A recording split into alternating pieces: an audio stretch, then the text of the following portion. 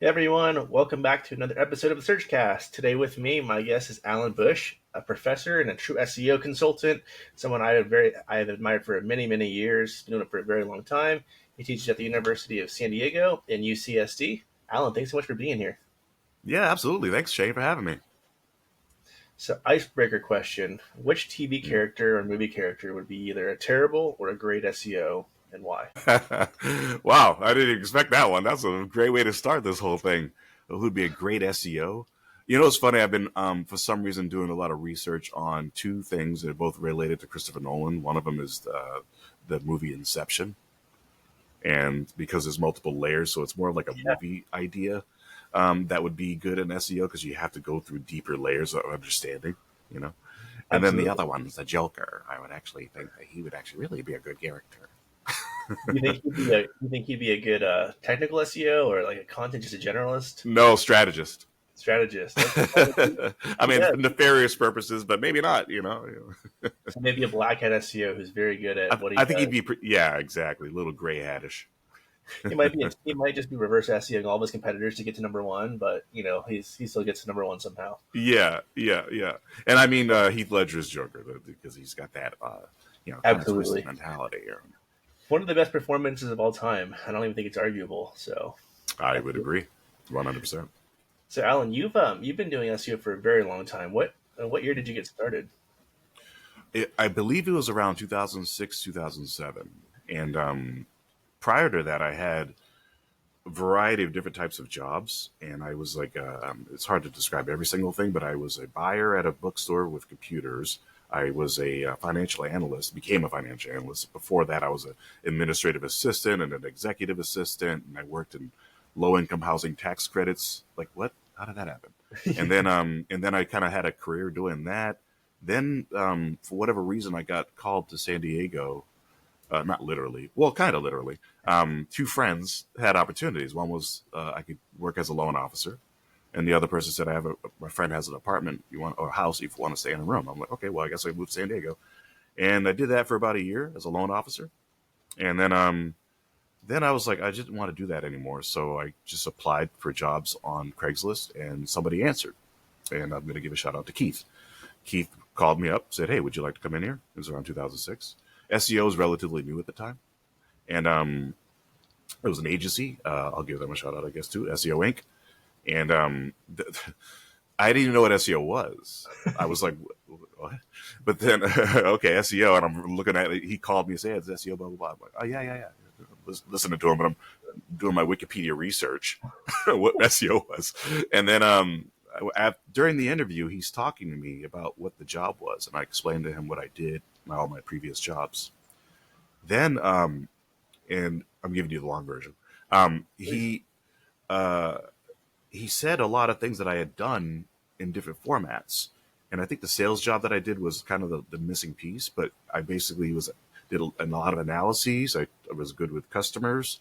I understood websites because I built my own at one point in time, and I could sell things and manage people. And so I said, this sounds like it's a combination of all the things I've done. And he said, I agree with you. We could train you on the rest. And I was like, oh, okay, that was a good sign. Yeah. And then since then, I haven't looked back. I've been doing SEO now for going on 18 years. And that was my first soiree into it. They threw me right as a project manager. Hey, you're going to manage clients now. Oh, Yeah. okay. So you're almost 2 decades into it, which is Yeah. highly impressive. You're definitely one of the OGs, which is something Yeah. I greatly admire about you. And Thank you. it's funny. It comes full circle, right? Because when you were in college, SEO wasn't mentioned. It wasn't in a textbook. It wasn't Didn't anything. even exist. Yeah. Here you are teaching it. Yeah. In Yeah, colleges. yeah, it's absolutely awesome. What is your prediction? Yeah. How many years until we get an SEO degree? Oh, I don't. There is digital marketing certificates, and how the SEO played into getting into college. I think the place that I originally worked at started a program at UCSD, and I believe it was one of the first, if not the first, area where they actually were teaching SEO at the college. Now, at that time, I wasn't teaching it. One of my colleagues was, and they had developed a program with the owner of the company and the school and all that stuff. But came full circle about I want to say 10 years ago almost, where I ended up working for, and I'm going to give them a shout out, Ignite Visibility and John Lincoln. And John, where I used to work, John said, "Hey, would you want to teach?" And I'm like, "What? This is only the first week I worked there." He barely knew me. And I'm like, "What?" And he goes, "I don't know. There's the SEO class is open. I'm teaching analytics there, but if you want to, I could give you a good word. I can't guarantee you a job, but you can interview." And I'm like, "Okay, yeah, sure." And then, I mean, I guess I don't. And then, you see a running motif of me going, "Oh, let me just jump into it." But the idea was that they needed somebody with experience rather than a degree or whatever it was. So, and because at that time I had about 8 to 9 years experience doing SEO and as a manager and a director, a similar thing happened when I got the interview. They were like, "Have you taught before?" And I said, "No." And they were like, "Do you have a master's degree?" And I said, "No." They were like, I could tell two people were looking at me like, "Why are you here, man?" But thankfully, they listened to what I had to say. And the same thing, I was like, "Well, I've done all these things, and I teach people on a daily basis, my students, and my clients, and I'm a director, etc." Blah blah. They took a chance. All right, eventually got a call. "Hey, you're there." And the lady that hired me sat in the back of the room. This is when it was in person, Yeah. and the class was like basically all day. But she sat in the back of the room, and one of the best compliments I ever received was that she goes, "If you had not taught me, you haven't taught before, I wouldn't have believed you. You seem to be a natural." And I was like, "Oh, okay, thank you." you know, and then never looked back. So it turned into something really great because that was an extension of what I was already doing. And the next, to me, I leveled up because being a professor is like, I really love it. I think it's one of the best things it could be. Once you earn something, I think you owe it to yourself for your listeners out there, that if you know something long enough, you're almost obligated to teach people it because you'll get rewarded by people giving you feedback and thanking you for giving you that knowledge that you have. Absolutely. And, you've been doing it longer than I have. I started in 2011, 2012, right around Panda and Penguin. And back then, there was probably more resources than when you started in 2006, but it was still pretty scarce, right? There was like Yeah. Moz. Moz was still a thing. Whiteboard Fridays were still a thing. But Yeah. there wasn't a wealth of information on YouTube. There wasn't anything That's in right. college universities. So it's Right. it's pretty fascinating how fast it's growing. It's been 15 years or so, which seems like a long time, but in reality, it's not. Everything goes by so quick. How has Yeah. how has it changed? Teaching when you first started versus now. Is it like still is it still all foundational things, or has anything changed? So how it's changed is that there was the amount of resources that are out there now, because SEO again before was, like you said, there's only a handful of people doing it. Moz, Rand Fishkin, it was SEO Moz at the time. It's probably one of the resources that a lot of us SEOs would go to, but there wasn't a lot of things going on online. You had to kind of rely on your colleagues and what you know about the industry. So now there is just a myriad of places you could get information, particularly about the basics of SEO. And however, interestingly, the I teach people this, but there's 4 pillars of SEO that hasn't really changed since I've started this, and that's site architecture, code optimization, content, and backlinks. Now, how these things impact you, and there's multiple levels of each pillar. Going back to the Inception thing, Yeah. um, each pillar has multiple layers. So certain things will change. Certain things used to be part of the algorithm no longer are, or they used to be more important. Matter of fact, as of recently, as of this recording of this podcast, backlinks became all of a sudden not as important. I predicted this, by the way. I Yeah. knew this was going to happen because of On the amount record. of people that were kind of abusing it. So they have to make adjustments to certain things, and but all of them are important in some way, shape, or form. So if backlinks aren't as important right now as we're saying this in 2024, the interface, or basically the actions that people are taking with those links, are. I guarantee you that's going to be that is the if you're getting traffic from those people that are linking to you, that's what's going to impact everything. So it's still there. It's just that it just takes a different form. So those are the 4 pillars, or 4 pillars. I don't know what to do with that. Sign language. Hope I'm not offending anybody. So that I think that those things haven't changed, just the way that they're doing. and the amount of resources that are available for sure. Yeah, I think that's such a good point, and I'm so glad you said Inception. For anybody out there listening that's thinking about getting into SEO, you hear a lot of jargon that's SEO industry related, but SEO is really not that complicated. There's a That's right. bunch of different it's just layering signals into Google that we know they like.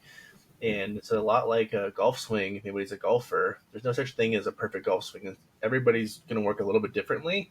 You're going Yeah, to have to let the data, prove out which one is the best. So if I that's asked right. you, Alan, if I asked, another SEO myself, what are the top three things that matter?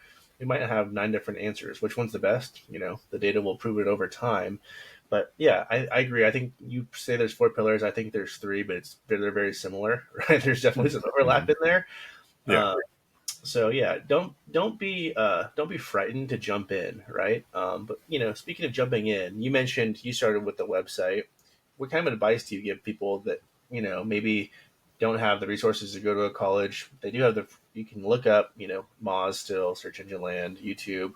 There's classes, virtual classes, in-person classes, conferences, etc. But do you think that starting your own website's the best place to dabble? 100%. Only because when I was in college, they give you kind of free space to just do HTML, and I was programming HTML. Like there was no CMS, there was no WordPress at Yeah, the time, right? That's how old I am, you know. But the and I, funny enough, I had SEO because I called it the Tempest because it looked cool, and I was like, 20 years old, thought it was really awesome, and someone wrote to my guest book from Trinidad and Tobago, and she was looking. I had several people write, but for some reason we connected. She wrote to my guest book again. Was everybody found me looking for Shakespeare stuff? This is how easy it was to do SEO back then, and I didn't know what SEO was, right? So long story short, I'm still friends with this pen pal. I call her my pen pal, but she's a friend. But that we met when we were both like really young, and those through quote unquote SEO. But I started a website and I learned the tagging and all that stuff. And even when I was doing my first job as an SEO, me and one of my colleagues decided to just start our own blogs on, I think it was Blogspot, which is yeah, still active. Google's yeah. Blogspot is still active. But you could do it with WordPress. You could do it with Squarespace. You might have to pay a little bit more money for something that's a little bit more customized. But there are free resources that I think WordPress.com, you can start a free website and you're going to be limited, but you can always play around with it. And it's good to know the language and how to play around with it and just the nuances and learn to write to your public. And that will help you gain some access. I talked to one of my mentees actually fairly recently. I'm a mentor for Clearly Digital Labs as well as a professor. And he was going to start a blog related to the football team.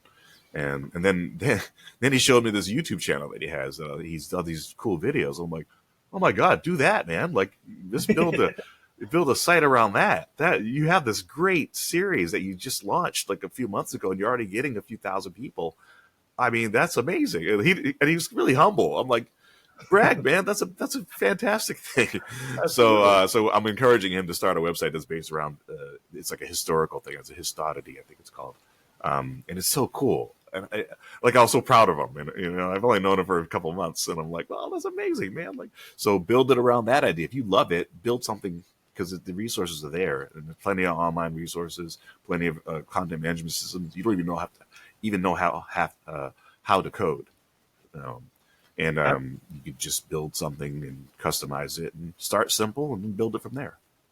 Absolutely. And I think there's absolutely a case to be made that starting in today's world in SEO is actually easier than maybe it was, 10 or 15 years ago, for the reason Yeah. being that Google's algorithm is shifting more towards obviously helpful content. So if you Mhm. have a passion about a subject, whether it's a hobby or whatever it might be, you know that subject matter very, very well. So you can write content that other people are going to find helpful. So That's it's right. not about tricking the algorithm anymore. It's about just serving up the best content. And then to your point of site architecture, that's how you kind of connect all of those pieces together. And that's how you're going Yeah. to get your first keyword rankings. But I agree with you. Definitely start a free website. And just the resources available today are so much better than when boomers like us started way back when with GeoCities. Remember how bad GeoCities Yeah, was? GeoCity. Oh my gosh, and like MySpace, like they gave you access to do certain things, but then you couldn't really control all the things. And it's funny, I do have an anecdote about starting my own website because there was a guy that I met on a webmaster forum that did some. He had a website, a database of people that were like actors in Germany or something. And I said, "What happened to your website?" Because I saw a lot of people responding to him that liked his content. And he goes, "I had to take it down, blah blah blah." And I said, "Well, what if I build something and maybe help you and get your database up, and then I'll just put ads on it and we'll pay for the hosting." Just kind of curious. He's like, "Yeah, sure." We partnered up, and then I taught him how to do the SEO version of it, like just write the content.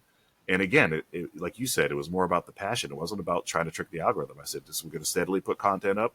This is the format when we have the profiles of these particular actors, and we'll have." Then we started getting interviews, and then all of a sudden it started blowing up, and it was like went from zero to like 3,000 people a day started visiting it on this real small niche, and I was like, "Wow!" And it was. And here's the thing: going back to your earlier point, there's a lot of tools out there that'll tell you like, "Hey, this is the search volume. This is this, that." There's no search volume for any of the things we were looking for, but we still got 3,000 visits a day. It's because search volume is primarily based on where people are placing ads. So the tools grab the ad numbers. It's Yeah. not necessarily the SEO. So when questions are being asked, when certain phrases are being brought up, when certain words that no one's putting ads on also drive traffic for SEO. So you're casting a much wider net than you would be with the paid ads. And so that site was proof of it because all the terms that I was ranking for and the reason why people came to the website and all the traffic we were getting, it was 99% SEO. Some of it was referrals and social media things, but 90% of it was SEO and 3,000 visits a day. You know what I mean? And none of it, like if I just based it on search volume, you would see almost zero. It was really strange, you know? So Yeah, I was like, obviously it's not the end all be all for just to look at these tools, you know? absolutely. And I think that's a great point. Third party tools, no matter how good they are, shout out to Ahrefs, shout out to SEMrush, shout out to Sure. AWR. I use those tools Yeah. all the time. I think they're really good, Same. Love them.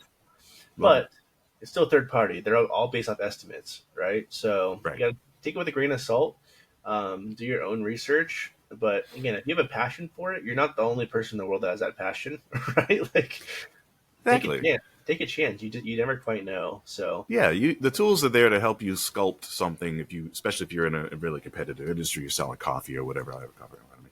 And but I always tell my students and people and my clients, it's like, look, I don't rely on the tools. The tools they're called tools for a reason. yeah, I don't ask a hammer how to build a house. I exactly. build the house the way I want to build it, or put the map and strategy in front of it.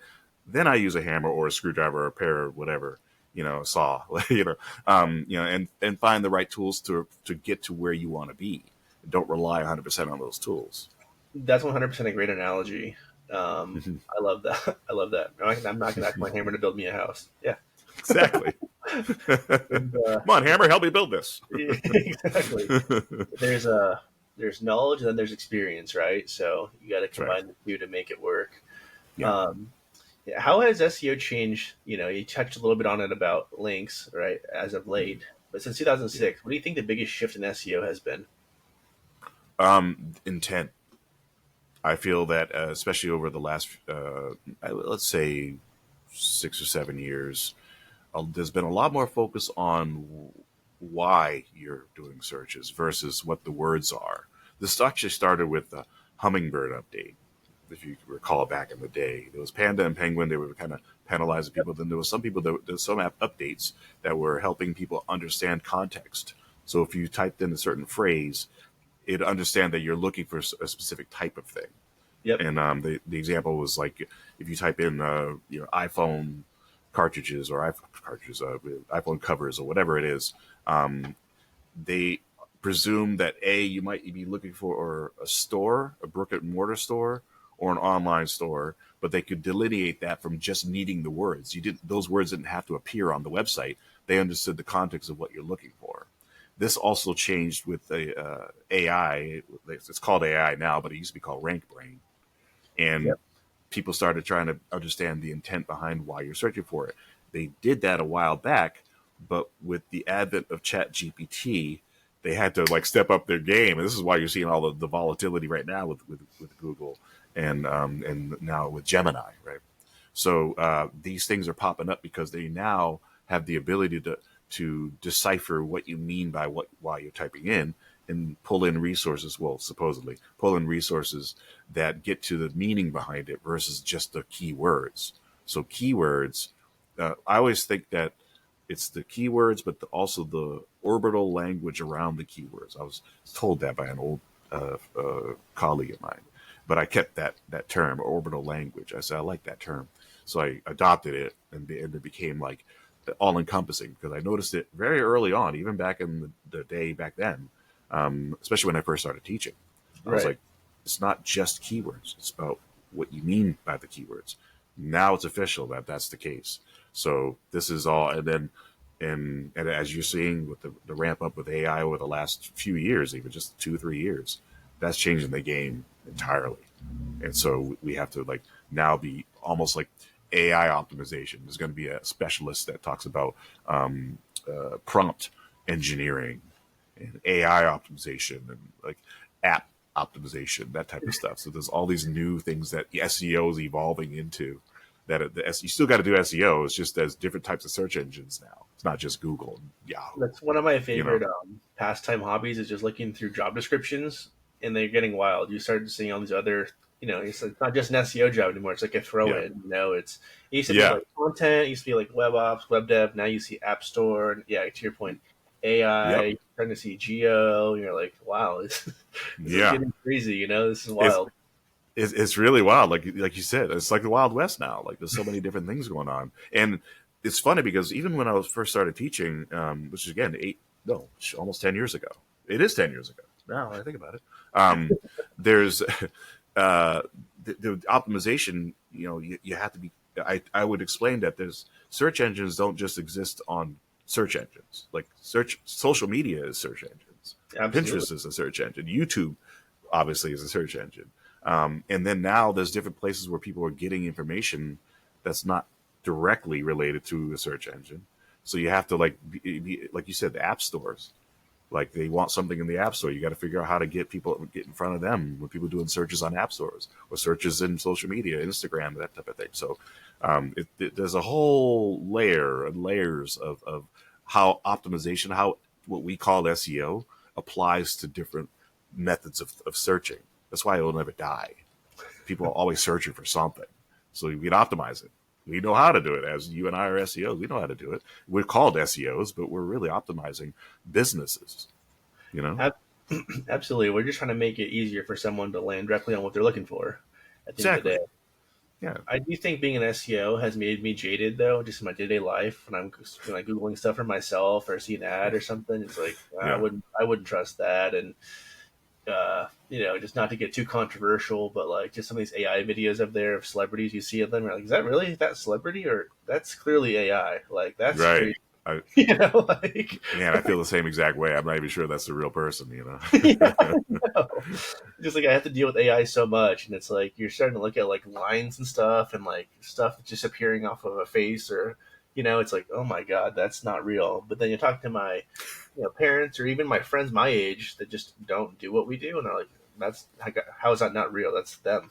It's like Yeah. I, Oh, yeah. I don't know. No, you're right, man. You and I are probably very similar generationally, and we're stuck in the middle of people that are previous generations and the younger generations, and we understand what's. I think we have a really good. I'm not saying that they don't, but it's saying that we have a better grasp on what reality is versus what this bubble that we're being fed by the search engines and by these uh, propagandists in a weird way. You know what I mean? I don't want to get too into it, but like it is, I feel the exact same pains you do because I'm like, oh come on, like can we like get past all this? Why are we being distracted and why are we buying into this? And I do appreciate genuine content makers and people that are really championing kind of unity and that type of thing. And so I do follow. I still Rand is still one of my favorites, and people that are really good about still providing value to people. And then, like I said, there's people that are on YouTube, celebrities, like when you see their face and they're talking for real. Okay, good. I don't want, like, I get bothered by the amount of people that have AI dialogue. I know. or monologues, and you could hear they pronounce things weird and strange, and the pacing's off. And I'm like, could you not be this lazy? Like, like just like fix that, or have somebody professionally do the voiceover and talk about these things. Like, Well, call me up, I'll do it. what I'm scared about, yeah, you do have a great voice. You have a voice I meant appreciate for you. Thank you. you have a voice meant for that for sure. But I am scared though. I research SEO tools all the time. I love AppSumo. Not sure if you're Mhm. familiar, but get Yeah. lifetime Mhm. deals on software. It's not a plug, not a sponsor, just fun to do. Yeah, yeah, absolutely. They have All all these organic. AI, creator tools, and it's scary because you know up until this point, they always had those scam artists that would call people's grandparents and pretend like they're you and be like, "Oh, I'm sick. I need a million, Yeah, $100, yeah, whatever." yeah, yeah, yeah. People fall for that, but now you can potentially FaceTime someone, a fake AI version of you with your voice, and people Yeah. would never know. It's like Right. it's absolutely terrifying the way AI could potentially be used in a negative way. But I don't want this to be a negative podcast. Well, No, no, so we be conspiracy. We'll do a whole different podcast about yeah, conspiracies. yeah, that's the after hours version. That's funny. Yeah, Uh, exactly. We'll kind of have a couple drinks. And A- AI is here. It's not going away. Google, it is. this month That's right. launched AI overlays. How do you think that Mhm. impacts the world of SEO? Well, it's already impacting them in terms of generating content. People can now default and generate their own content. There's already steps though Google's making to be able to detect AI generated content versus people generated content. So people have to be really careful when they're using AI tools. They're helpful, but again, they're just tools. And so it's making it easier. So people that are in the SEO content world, for example, will likely have to position themselves as editors and strategists rather than I write content. Because the typical person could go, well, I could get ChatGPT to write a paragraph for me, right? I don't need to pay these people, but you're going to need someone to make it so that it's not um, uh, AI focused, and so that you're going to get more prompt engineers, you're going to get more content editors and content strategists and stuff like that. And so I feel AI is great, but it's the Wild West now again. Because before, remember with the advent of spam and backlinks and getting all that stuff, there was a lot of people doing all these things, and then Google made updates. You talked about Penguin back we were talking before, um, where the Panda and Penguin updates were there to curtail all that because it was way too easy to game the system after a while. Yep. So they have to now address this. They're simultaneously building and retracting their world. So you're going to see updates that are addressing AI generated content. However, right now, the people that are doing certain things are going to have to reposition themselves. And I feel, unfortunately, that a lot of SEOs might be, especially if you're really heavy on content development, are going to be challenged finding positions where that AI won't replace. Now, thankfully, strategy is a different thing. And this is why I've always positioned myself as a strategist because, if you do strategy, you're able to stay ahead of everything, and then use the tools that are there to your advantage. Whether they come and go, it doesn't matter. I'm always ahead. So people really need to start thinking about strategy and be true marketers and not just doing SEO. Right? SEO's a tool, just like any other thing. It's I just love something that. that you use it as a primary tool, a primary focus. But your brain is your best tool, right? Not to get too philosophical. No, I agree. I absolutely love that. People are a little paranoid that AI is coming from my jobs, SEO or not. But I think it's funny advice, but I think it's accurate. If you are an SEO and all you do is title tags and meta descriptions and image alt text, then yeah, that is what AI can do. they Right. can do Yeah. that kind of stuff. So if you're like an NPC SEO, then yeah, you should sharpen up your skills and become more main character energy, right? You have to become a strategist, Exactly. right? I like that. Yeah, absolutely. Yeah, don't just have a And one trick pony. You got to adapt, adopt, and be the the bamboo in the wind. You can't be so rigid about these things. It doesn't work that way. Every business evolves eventually. give your So you have website to evolve with it.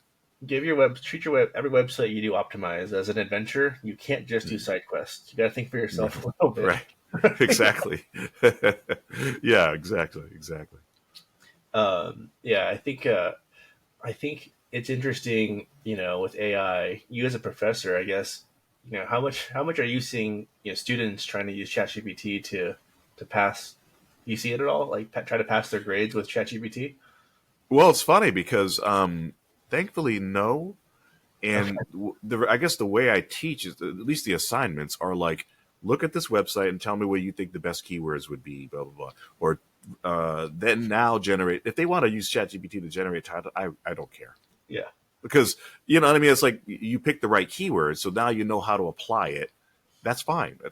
Whatever tools you have, and it's not necessary that how you got there is necessarily why you got there. Yeah. Why did you come to that conclusion? If you use one word keyword, can, well, this can isn't helpful. This is LaCroix, by the way, it's not a beer. And and you got to be more specific, and that's where the students have the biggest issues that I see. Some people get it really well. Some students have a little more trouble, but they eventually learn because they think, oh, this has the most search volume. I'm just going to go after that. And I'm like, that's not how it works. What is this company? Or what type of services are they doing? I always ask that question. So if it says services, well, what kind of services? Services could be anything, Yep. right? So, it's almost like saying products. I sell products.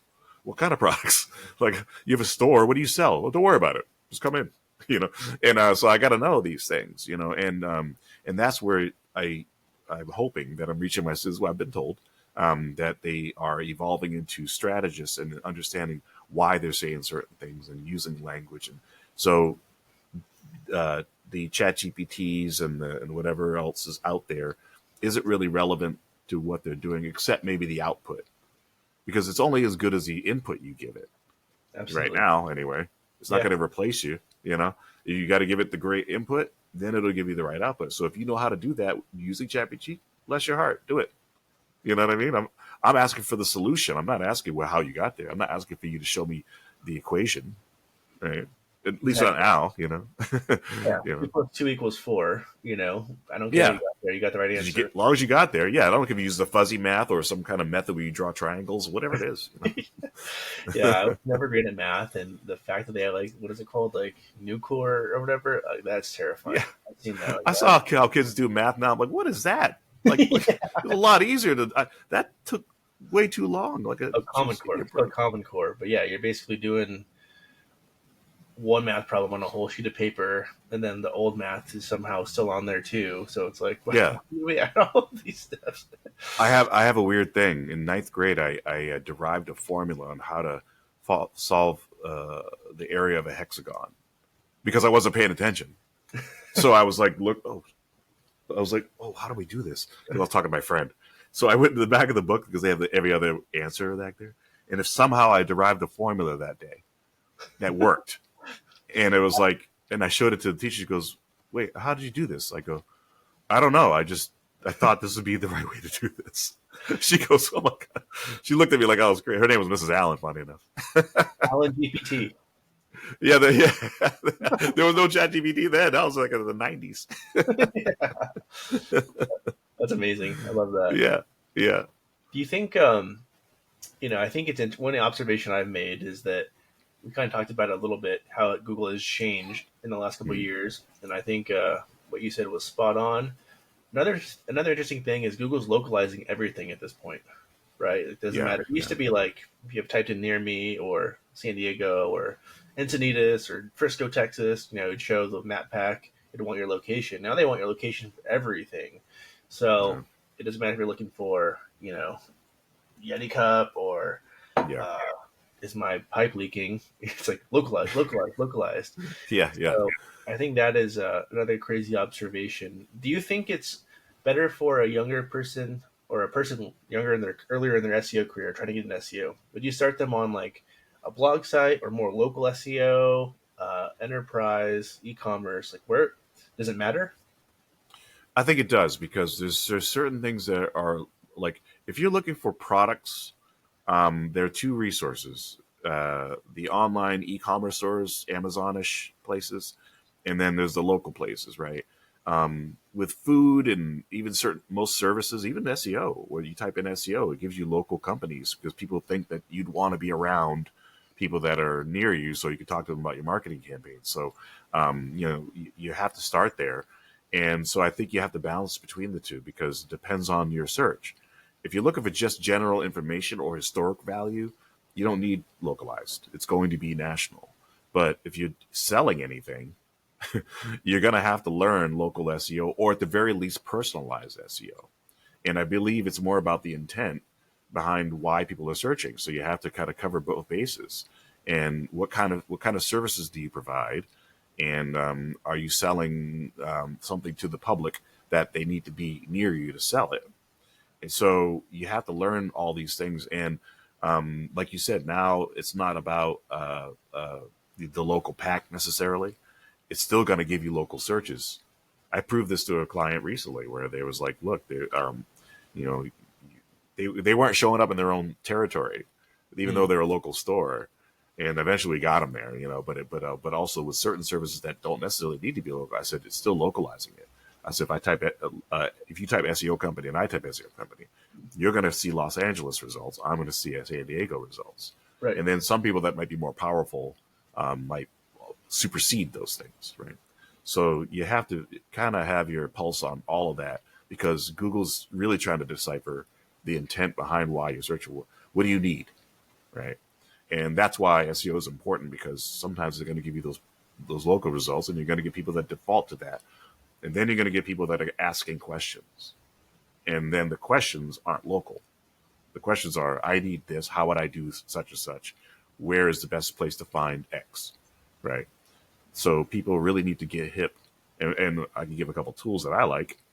Answer the Public until recently got bought by Neil Patel. Mm-hmm. I'm not mad at him, but come on, man, leave it alone. Always putting his face on it and making you try to sign up for something. No offense. I know I get like 4 emails a day from him because I sign up for Answer the Republic and the Yeah, newsletter, and it's like it's the same thing, It's like, dude. yeah, leave me alone, Neil.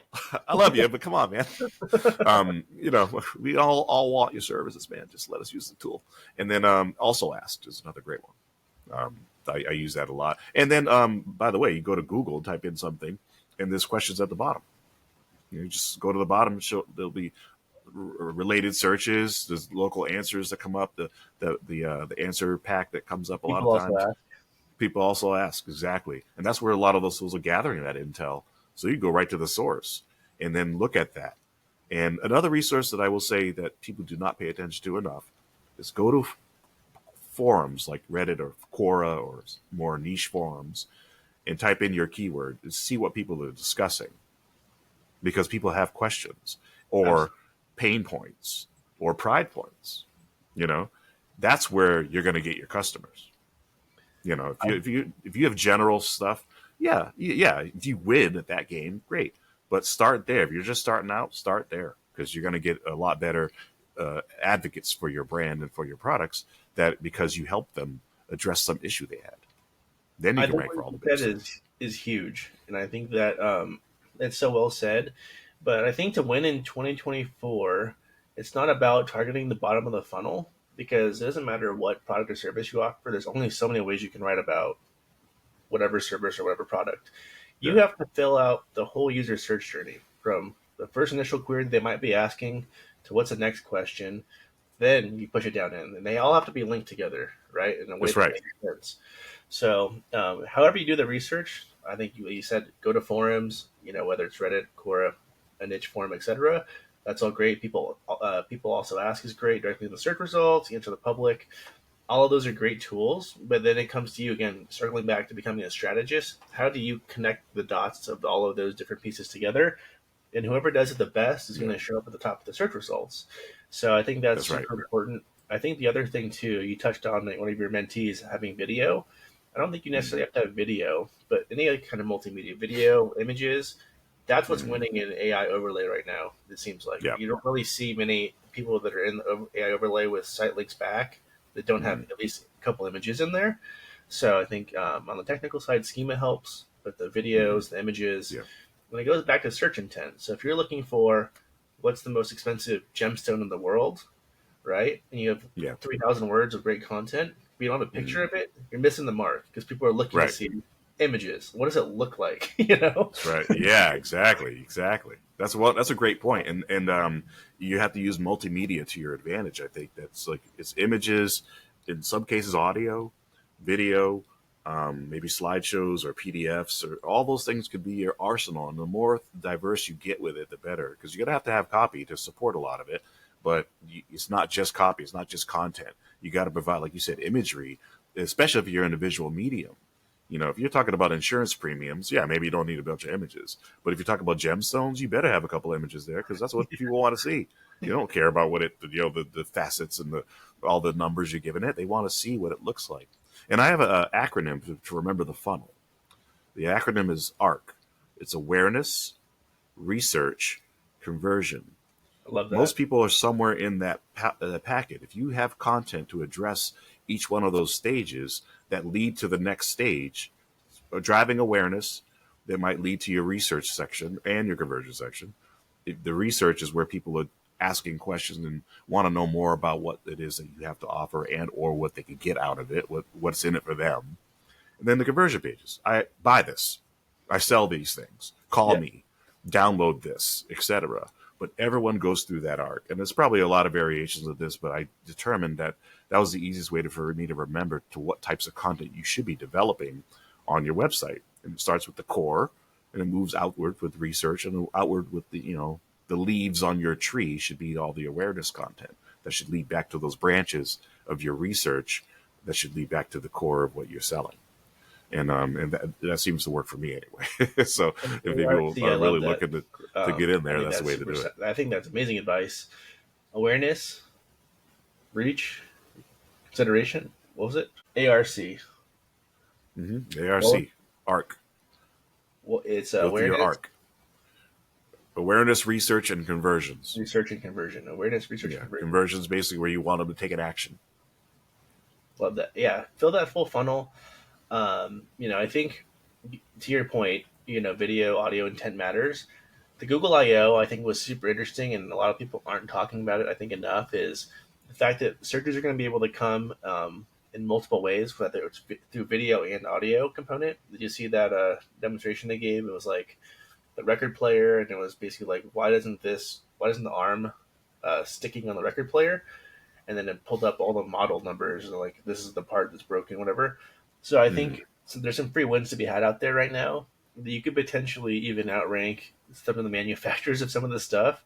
So maybe if yeah. you're like an Amazon seller, and a lot of the stuff over there obviously is made in overseas or somewhere, but Mm, if you can do a really good product demo, put it on your website, and maybe do like a 360 angle of it, so Google's looking at all of those things, mark it up with chapters, you might mm. potentially be able to outrank some of the bigger players, even the manufacturer potentially, if they don't have something like that. So the That's way right. that Yeah. the way intent is evolving is just so fascinating, and I think that's what's changed the most. To your earlier point, in SEO Hmm. in today's world. Yeah.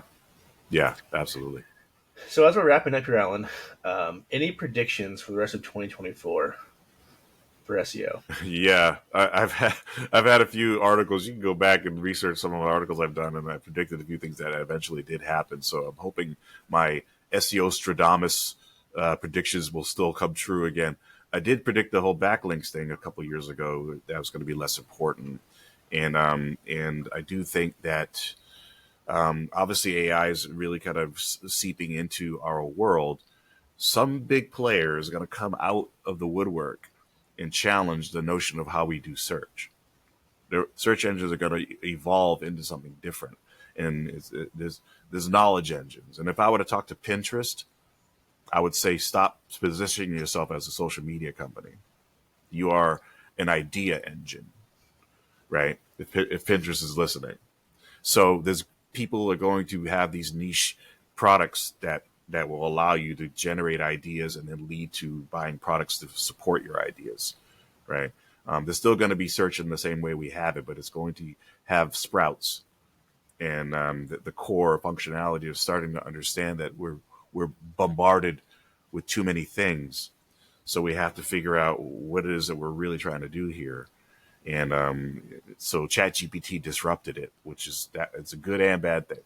Um, so now they're trying to figure out how to monetize the search within AI.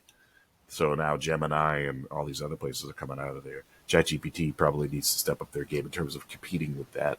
There's still kind of the default to do these searches, but I'm personally using that more to get answers and understand certain things and come up with ideas. So idea engines are going to be where people are leaning towards, unless they need a product specifically.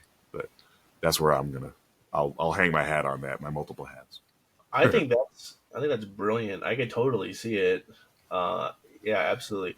I think one prediction I would have is if we're going to take it down that direction of like competitors at Google, the way search engines are shifting, I think the first search engine that comes out with like reliable AI data, like because Google said we're not giving you Search Console data, right? And Right, ChatGPT right. is limited; you can't really break it down granularly. It's kind of high level. Yep. The first search engine that can actually make sense of that, or maybe it's a tool that does it with Google or something. But I think they're going to get a lot of the market, right? Because there's just so many CMOs and board of directors and business owners that are just so curious, like, why is is my traffic actually down, or is this just going to AI? Are we not getting reported on it? Right. So I think that is super interesting. I don't know that AI overlay is going to stay above the fold forever. To be honest, I Right. could see it Yeah. replacing people also ask with just the AI overlay a little bit lower, so that way Yeah. Google can provide ad revenue from up top. If their stocks are already kind of shaky, there's no Yeah. way they're going to let AI overlay just dominate above the fold like that, right? Yeah. It's becoming increasingly annoying. Yeah, for the search experience. Yeah. I think Lily Ray's been posting a bunch of screenshots about just the Google help desk, kind of like everyone complaining, like, "How do I turn this off? This is ruining Yeah. Google for me." Oh my gosh, yeah. A lot of people they don't rank number three in organic anymore because they're pushed beneath the AI overlay, then ads, then local. Or all people also asked, and all of a sudden, number three is like what position 12 would be Yeah, back yeah, in the day. So by SEO pixels, is but not on the changing. page. Yeah, Yeah, yeah, barely on the same page. yeah. You know, Google. It seems like they attack SEO, whether it's inadvertent or not, a lot. Even some stuff that's not paid, so, still yeah, eats into the organic search results. Like Google Business or the knowledge graphs on Google Business profiles. They allow you to connect to social media, and they'll display the carousel of some of your latest posts. yeah, That's huge on a mobile device, and then by the time you get to organic, it's like a couple full like flicks of yeah. the finger before you see anything. Continue to scroll, right? Yeah, exactly. The user experience, totally. So I appreciate it, Alan. Where can people connect with you? Well, I'm really good about responding to people on LinkedIn. You can probably find me there, Alan Bush. Type Alan Bush SEO. You can probably find me anywhere. I also have a Gmail. You could one never ends at Gmail. If you want to contact me, I'll put that out there. It's my personal Gmail, but I don't mind you contacting me. But add me to LinkedIn. I think that's the best resource if you want to talk business and or just chat about whatever it is. Because most of my students and people, clients, respectively, LinkedIn is my main resource to talk shop and discuss things. Also, if you want to take a class, please sign up at UCSD. I teach SEO courses there, and I also teach at USD, University of San Diego. So the University of California, San Diego, and the University of San Diego, the two places where I'm currently teaching SEO courses. So either one of those would be great. Thanks so much, Alan, and shout out to both UCSD and USD for being early adopters of Yeah, SEO and that's right. allowing professors like yourself to teach it to students. It I is a love it. great I career appreciate path. it. SEO is a great career path if you're looking to get into it. It's not a degree yet. It's starting to become offered in more universities, but definitely pursue it. Please feel free to reach out to Alan. Reach out to me if you want advice. Happy to help. This podcast is all about giving back to the community and just trying to That's help right. you get to that next step. Thanks, everyone. Have a great day. Awesome, man.